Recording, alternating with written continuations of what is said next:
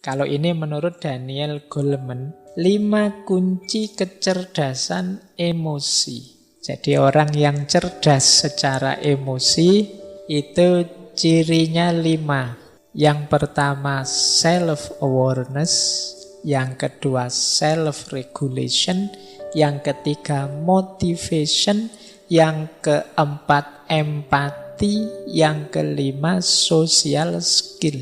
Kuncinya di sini. Yang pertama apa? Self-awareness, kesadaran diri. Mampu mengenali dirinya, mengenali emosinya, dorongan jiwanya, dan juga efeknya. Nah, ini namanya self-awareness. Wah, saya itu biasanya kalau ketemu teman yang seperti itu mudah tersinggung. Nah, ini mampu mengenali dirinya. Harus hati-hati ini saya. Nah, itu sadar diri. Wah, ini ngajinya sampai jam 10. Lama, saya biasanya tidur jam 9, berarti nanti mesti aku ngantuk. Kalau aku ngantuk, pikiran tidak jernih. Kalau pikiran tidak jernih, ya ngajinya tidak bisa masuk. Kalau kadang-kadang kalau ngantuk tidak ngerti kiri kanan, akhirnya nendang gelas.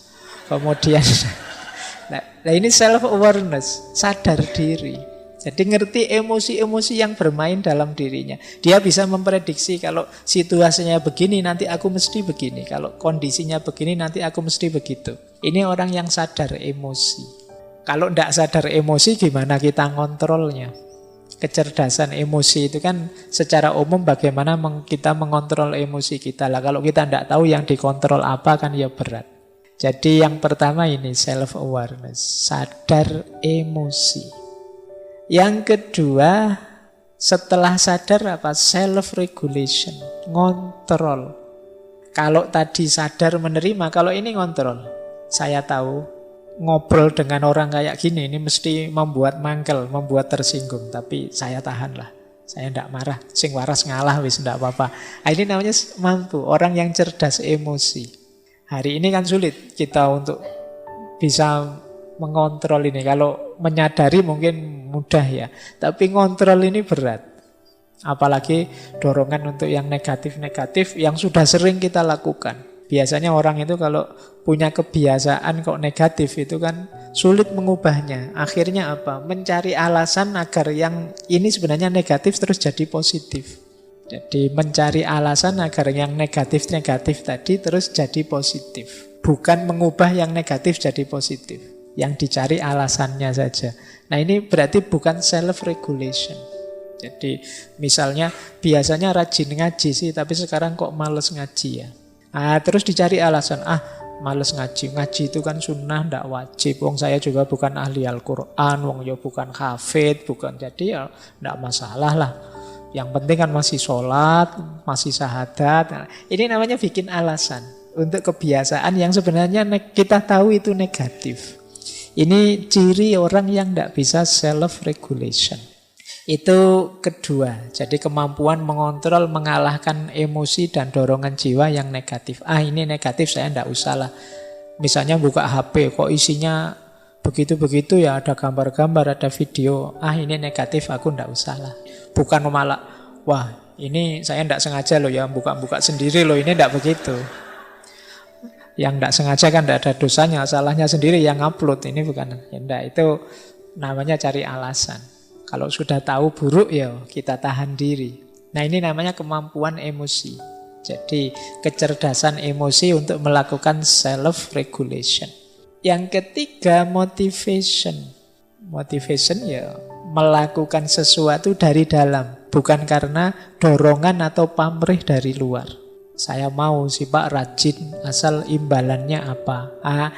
Kalau masih ada asal imbalannya apa, berarti belum motivation, belum termotivasi, masih berpamrih. Jadi orang yang cerdas secara emosi, seperti saya jelaskan tadi, dia bisa memotivasi dirinya, tidak menunggu dimotivasi orang. Tak sering ada teman-teman mahasiswa itu ketemu saya, gimana ya Pak caranya biar saya rajin membaca? Gimana ya Pak caranya biar saya tekun kalau nulis gimana? Ini sebenarnya hubungannya dengan memotivasi diri. Loh kalau kamu tahu itu baik, itu manfaat, mbok sudah dirimu agak dipres sedikit, agak dipaksa sedikit untuk melakukan itu. Itu namanya motivasi, motivation. Ini penting. Karena kadang-kadang untuk sesuatu yang free kita keluar high cost. Sesuatu yang sebenarnya bisa kita hidupkan langsung, kita perlu pendorong yang mahal untuk diri kita. Ini yang ketiga. Yang keempat, empati. Orang yang cerdas secara emosional itu daya empatiknya tinggi. Empati itu kalau dalam bahasa Inggris kadang pakai istilah transposisi. Kemampuan kita berposisi di depan orang lain. Misalnya saya melihat teman-teman yang ngaji di sana. Wah, seandainya saya teman-teman mahasiswa yang ngaji dalam waktu 2 jam melotot ke sini terus, dalam itu mesti capek ya mesti. Kalian juga begitu. Wah, aku kalau di posisinya Pak Faiz gitu 2 jam ngomong terus, oh itu apa ya? Ini namanya empatik namanya. Jadi kemampuan kita memposisikan diri di posisi orang lain. Seandainya aku seperti dia yang sedang sayang-sayangnya kok terus ditinggal. Mestinya ya sedih hatiku mestinya. Nah, ini namanya kemampuan empatik. Nggak ingin aku menertawai dia tapi kok ya kasihan ya. Kalau aku di posisi dia ya, itu namanya empati. Kalau aku di posisi dia jadi orang yang khilaf sih tidak sengaja, tapi kemudian diserang kiri kanan, dimarahi, dianui, wah mestinya ya sedih. Sudahlah aku tidak usah ikut maki-maki, tidak usah menyerang. Ini namanya empati. Jadi kemampuan memposisikan diri di posisi orang lain. Ini akan jadi kunci nanti dalam hubungan sosial. Nah, yang kelima, social skill. Social skill ini kemampuan menata hubungan, membangun jaringan dengan orang lain. Jadi orang yang mudah bergaul, enak bergaul, gampang diterima di mana-mana, itu namanya social skill. Ini ciri dari kecerdasan emosi. Orang yang cerdas emosi itu kan luwes seperti tadi, jadi bisa masuk kemana-mana, diterima di mana-mana. Nah, ini namanya kemampuan social skill. Nah, maka teman-teman untuk membangun kecerdasan emosi, kita dibutuhkan 5 kemampuan. Yang pertama self-awareness, yang kedua self-regulation, yang ketiga motivation, yang keempat empati, yang kelima social skill. Ini diingat-ingat nanti kuncinya di 5 hal ini.